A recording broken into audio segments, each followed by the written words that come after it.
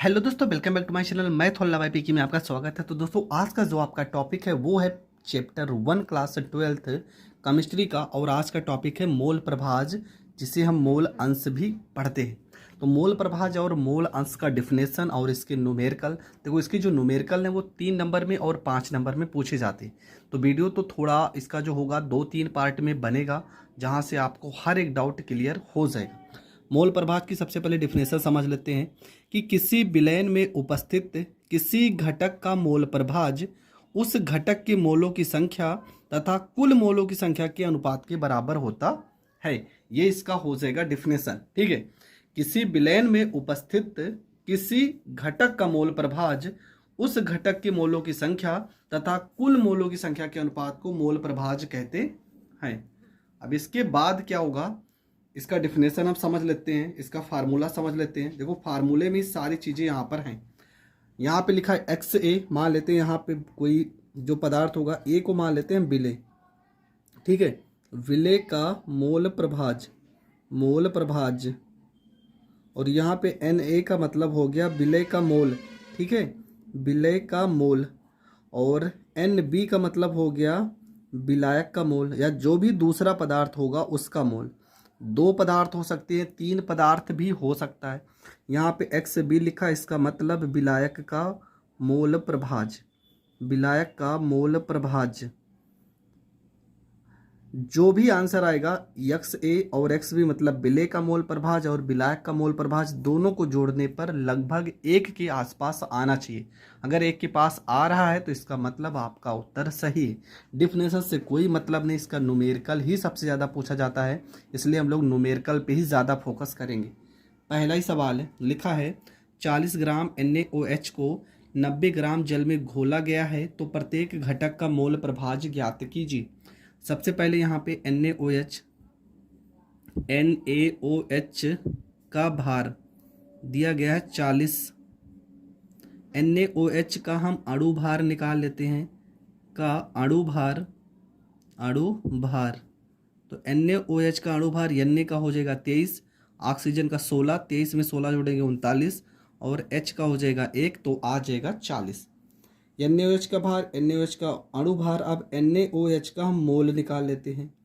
NaOH का मोल का formula हो जाएगा भार बटे में अणु भार हो जाएगा, भार बटे में अणु भार। तो भार दिया गया 40, अणु भार भी हो जाएगा 40, काट देंगे आ जाएगा 1। यहाँ तक हर चीज़ आपको समझ में आ गया होगा। हमने NaOH का भार लिखा, इसका अणु भार निकाला, NaOH का मोल निकाला, भार बटे अणु भार, 40 से 40 कर जाएगा, आ जाएगा 1। अब यहाँ दूसरा जो पदार्थ दिया वो दिया है जल, तो जल के बारे में भी लिख लेते हैं। H2O का भार, तो H2O का भार दिया गया है 90 ग्राम। हम H2O का अणु भार निकाल लेते हैं। अणु भार तो H का होता है 1, यहाँ 2 लिखा है तो 2 गुणे 1, ऑक्सीजन का हो जाएगा 16, 16 और 2 जोड़ेंगे तो हो जाएगा 18। अब हम निकालेंगे H2O का मोल निकाल देते हैं। H2O का मोल बराबर फार्मूला हो जाएगा भार बटे में अणु भार। तो भार दिया गया आपका 90, अणु भार आ गया 18, 18 पंचे 90, तो इसका मोल आ जाएगा 5।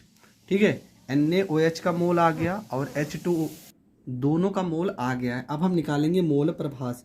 तो फार्मूला पहले NaOH का मोल प्रभाज निकालेंगे। NaOH का मोल प्रभाज, देखो फार्मूला ही ध्यान से आपको समझना है। जिसका मोल प्रभाज निकालते हैं उसका मोल लिखेंगे ऊपर, तो NaOH का मोल हो जाएगा ऊपर, बाकी जो भी पदार्थ है, कौन सा बचा, NaOH और जल, इन दोनों को नीचे लिखेंगे। NaOH का मोल प्लस में H2O का मोल। ठीक है, ये हो जाएगा बटे में जिसका मोल प्रभाज निकालेंगे उसका मोल लिखेंगे ऊपर, बाकी जो भी पदार्थ है उन सभी को जोड़ के नीचे लिखेंगे। तो यहाँ पे हो जाएगा NaOH का मोल कितना है 1, तो यहाँ पर 1 हो जाएगा। NaOH का मोल 1 हो जाएगा, H2O का मोल हो जाएगा 5 हो जाएगा, आ जाएगा 1/6। ठीक है, इसको हल करना चाहें तो 6 में 1 से अगर भाग करेंगे तो 10 आ जाएगा, 6 कम 6 हासिल गया 4, 40 हो जाएगा, 6 छवा के 36, फिर से 6 छवा के 36, मतलब 0.167 ये आ जाएगा NaOH का मोल प्रभाज। तो पहला आंसर तो आपका ये आ गया NaOH का मोल प्रभाज। अब हम जल का मोल प्रभाज यहाँ पे निकाल लेते हैं, तो लिखेंगे H2O का मोल प्रभाज, H2O का मोल प्रभाज बराबर हो जाएगा H2O का मोल बटे में आपका हो जाएगा H2O का मोल प्लस में दूसरा पदार्थ क्या है NaOH का मोल, NaOH का मोल हो जाएगा। ठीक है, जिसका मोल प्रभाज निकालना रहेगा उसका मोल ऊपर लिखेंगे, बाकी जो भी पदार्थ है उन सभी को नीचे जोड़ के लिखेंगे। तो H2O का मोल है 6, H2O का मोल 6 और 5 है यहाँ पे 5, और यहाँ पे भी 5 प्लस 1 हो जाएगा, ऊपर आ जाएगा 5, यहाँ 5 में 1 जोड़ेंगे 6 हो जाएगा। 6 में 5 से अगर हम भाग करते तो जाएगा नहीं, दशमलव लगाएंगे, यहाँ 50 हो जाएगा, 6 8 48 हो जाएगा, हासिल गया 2, 6 त्रिका 18 हो जाएगा। ठीक है, 0.83 हो गया। अब अगर हम यहाँ पे किसका मोल प्रभाज है, ये H2O का मोल प्रभाज है, तो आपका दोनों आंसर आ चुका है। H2O का मोल प्रभाज 0.83, इसको हम अगर लिखना चाहें तो इस तरह से भी लिख सकते हैं 0.1 और 6 के बाद संख्या यहाँ 7 है तो एक अंक जोड़ सकते हैं, दोनों को जोड़ लेते हैं उत्तर की जांच करने के लिए। 0.83 और 0.17, देखो 7 3 10, 8 1 9, एक हासिल 10 और यहाँ पर 1।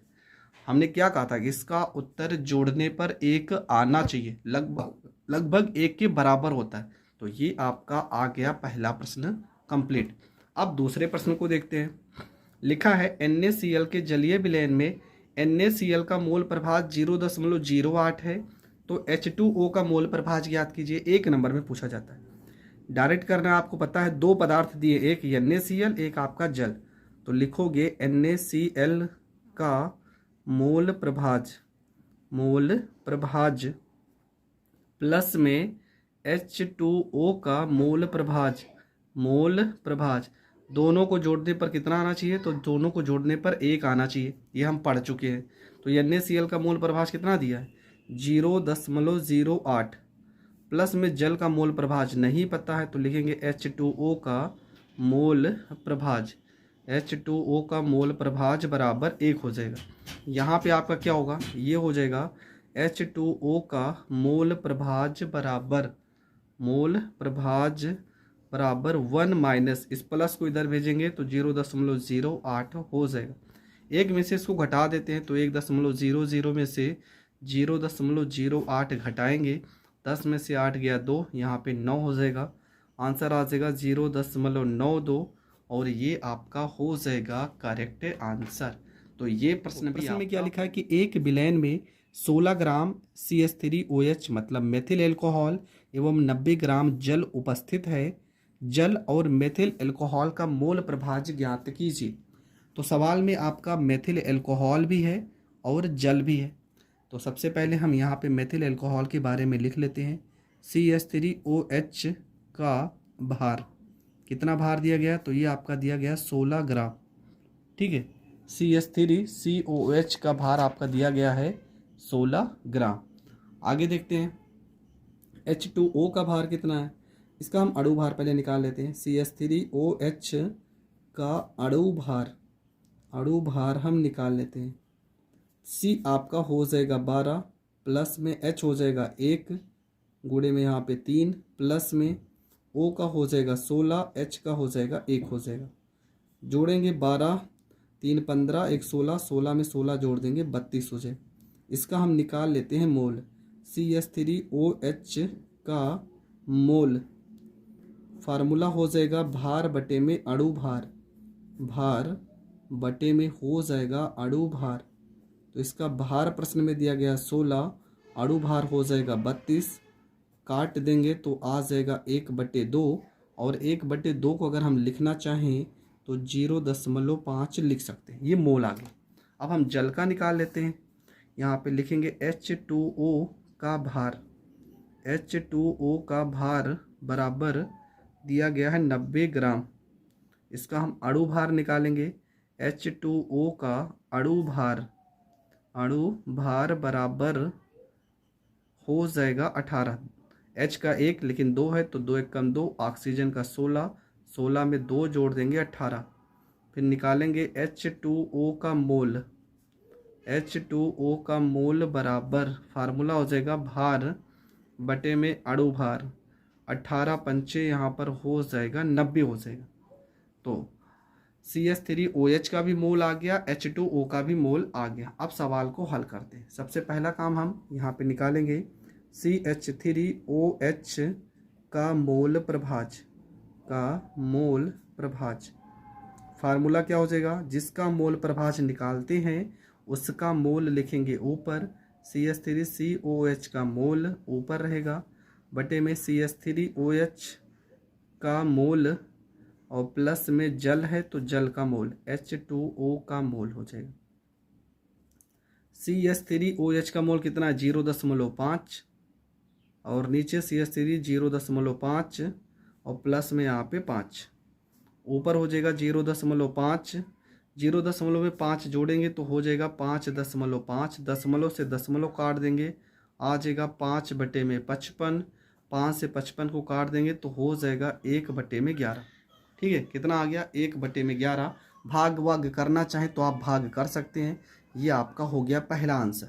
अब हम जल का भी मोल प्रभाज निकालेंगे H2O का मोल प्रभाज, H2O का मोल प्रभाज बराबर, तो H2O का मोल लिखेंगे ऊपर और बटे में आपका हो जाएगा H2O का मोल प्लस में CH3OH का मोल, तो H2O का मोल कितना दिया गया है 5, H2O का मोल हो जाएगा 5 प्लस में CH3OH का मोल 0.5, यहाँ पे हो जाएगा 5 बटे में 5.5, दशमलव हटा देंगे तो ऊपर 0 हो जाएगा, आ जाएगा 50 बटे में 55, 5 से काटेंगे 5 दाम 50, 5 से काटेंगे 11 तो ये आ जाएगा 10 बटे में 11। हमने कहा था दोनों जोड़ने पर अगर एक आ जा रहा है तो उत्तर हमारा सही है। तो 10 में 1 जोड़ोगे 11, बटे में भी 11 काट पीट देंगे तो आ जाएगा 1, मतलब हमारा जो उत्तर आया है वो सही है। बढ़ते हैं अगले प्रश्न में। कह रहे हैं कि H2SO4 विलयन की मोललता की गणना कीजिए। ठीक है, H2SO4 की क्या निकालना है, विलयन के मोललता की गणना कीजिए। यदि प्रश्न में क्या दिया गया है, जिसमें जल का मोल प्रभाज दिया गया है 0.85, जल का प्रभाज कितना है 0.85। देखो दो चीज़ है, जल का मोल प्रभाज दिया गया तो H2SO4 का मोल प्रभाज निकालना पड़ेगा। कैसे, तो हम क्या लिखेंगे H2SO4 का मोल प्रभाज प्लस में दूसरा क्या दिया H2O का मोल प्रभाज जोड़ने पर कितना आना चाहिए, दोनों जोड़ने पर 1 आना चाहिए। तो H2SO4 का मोल प्रभाज कितना है, तो H2SO4 का मोल प्रभाज नहीं पता है लेकिन जल का पता है 0.85 बराबर में 1। यहाँ हो जाएगा H2SO4 का मोल अंश या मोल प्रभाज। हम क्या करेंगे, यहाँ पे H2SO4 को यहाँ पे रोक लेते हैं, का मोल प्रभाज बराबर 1, प्लस को इधर भेजेंगे तो -0.85 हो जाएगा। 1 में से इसको घटा देंगे तो आ जाएगा 0.15, ये आ जाएगा H2SO4 का मोल प्रभाज। हमें निकालनी है मोललता। देखो इसका फार्मूला होता है मोललता बराबर, किसकी मोललता निकालनी है H2SO4 की, जिसकी मोललता निकालनी है तो उसका वैल्यू हम ऊपर लिखेंगे, मतलब उसका मोल प्रभाज। तो H2SO4 का मोल प्रभाज कितना आ गया 0.85। इसके बाद बटे में क्या, यहाँ पे x, जल का मोल प्रभाज कितना है, जल का मोल प्रभाज है 0.85, तो यहाँ पे बटे में हो जाएगा 0.85। देखो जिसका मोललता निकालना है उसका मोल प्रभाज ऊपर, बटे में जल का मोल प्रभाज, गुणे में यहाँ पर 1000 हो जाएगा और यहाँ पे जल का अणुभार कितना दिया गया, जल का अणुभार 18 हो जाएगा। इसको अगर हम सॉल्व कर लेंगे, यहाँ से आप दशमलव से दशमलव काट भी सकते हैं, आ जाएगा 15 गुणे में 1000 बटे में हो जाएगा 85 गुणे में 18। इसको अगर सॉल्व करेंगे तो 9.8, मात्रक इसका लिखना चाहें छोटा m लगा देंगे, ये हो जाएगा इस प्रश्न का करेक्ट आंसर। तो ये प्रश्न भी आपका हो गया कंप्लीट। बढ़ते हैं अगले प्रश्न की ओर। अगला प्रश्न है, लिखा है जल में एथिल एल्कोहल का एक विलेन 46% है, विलेन में एल्कोहल व H2O का मोल प्रभाज्य ज्ञात कीजिए। ठीक है, प्रश्न में एथिल एल्कोहल के एक विलेन 46% है, मतलब एथिल एल्कोहल का अणु सूत्र होता है C2H5OH का भार कितना दिया गया 46% का मतलब 46 ग्राम। बाकी जो होगा वो जल होगा, तो H2O का भार कितना होगा, हर चीज़ 100% होती है। अगर एथिल एल्कोहल 46 ग्राम है तो 100 में से 46 को घटा देंगे, आएगा 54 ग्राम आपका क्या होगा, ये आपका होगा जल। 54 ग्राम आपका हो जाएगा जल। अब यहाँ पे हम C2H5OH का निकालेंगे अणु भार। तो C2 यहाँ पे 2, C होता है 12, प्लस में 5, H की जगह पे 1, O आपका 16, H आपका 1 हो जाएगा। 12 दूना 24, 5 24 और 36, यहाँ पे सीधा 46 आ जाएगा। हम जल का भी अणु भार निकाल लेते हैं, H2O का अणु भार, तो ये हो जाएगा आपका 18 हो जाएगा। ठीक है, 18 हो जाएगा। अब हम एक एक का निकालेंगे मोल। सबसे पहले C2H5OH का मोल, फार्मूला हो जाएगा भार बटे में अणु भार, तो C2H5 का भार कितना दिया गया 46, अणु भार भी 46, काट देंगे तो 1 आ जाएगा। जल का निकाल लेते हैं, H2O का मोल बराबर भार बटे में अणु भार हो जाएगा। तो भार कितना दिया गया 54, अणु भार 18, 18 3 54 हो जाएगा, यहाँ पे 3 आ जाएगा। इसके बाद हम यहाँ पे निकालेंगे C2H5OH का मोल प्रभाज्य निकालते हैं, तो मोल प्रभाज्य बराबर क्या हो जाएगा, जिसका मोल प्रभाज्य निकालते हैं उसको हम लिखेंगे ऊपर, C2H5OH का मोल रहेगा ऊपर, और बटे में हो जाएगा C2H5OH का मोल प्लस H2O का मोल। ठीक है, जिसका मोल प्रभाज्य निकालेंगे उसके मोल को ऊपर लिखेंगे। तो C2H5OH का मोल कितना आया है 1, C2H5OH का मोल 1, जल का मोल यहाँ पे 3। यहाँ पे इसको हल करेंगे तो 1/4 आ जाएगा। हल करना चाहें 4 को इसमें भाग करेंगे, 4 दूना 8, 4 पंचे 20, 1.025 आएगा। ये पहला आंसर आ गया। जल का मोल प्रभाज्य निकालेंगे, H2O का मोल प्रभाज्य, तो फार्मूला क्या हो जाएगा, फार्मूला हो जाएगा H2O का मोल रहेगा ऊपर, अब बटे में हो जाएगा H2O का मोल और प्लस में C2H5OH का मोल। तो H2O का मोल कितना है, तो H2O का मोल है 3, H2O का मोल 3 हो जाएगा, C2H5OH का मोल 1 हो जाएगा।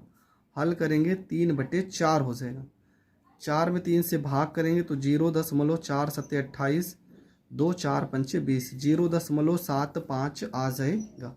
इसका हम जांच अगर करना चाहें तो दोनों को जोड़ने पर 1 आना चाहिए, 0.25 और 0.75। आपको पता 25 में 75 जोड़ेंगे तो 1 तो आ ही जाएगा। तो ये प्रश्न भी हो गया कंप्लीट। मोल प्रभाज्य आपका पूरी तरह से खत्म हो गया। फिर भी अगर किसी प्रश्न में डाउट है तो आप क्लियर कर सकते हैं। मिलेंगे नेक्स्ट वीडियो में, तब तक के लिए जय हिंद, जय भारत।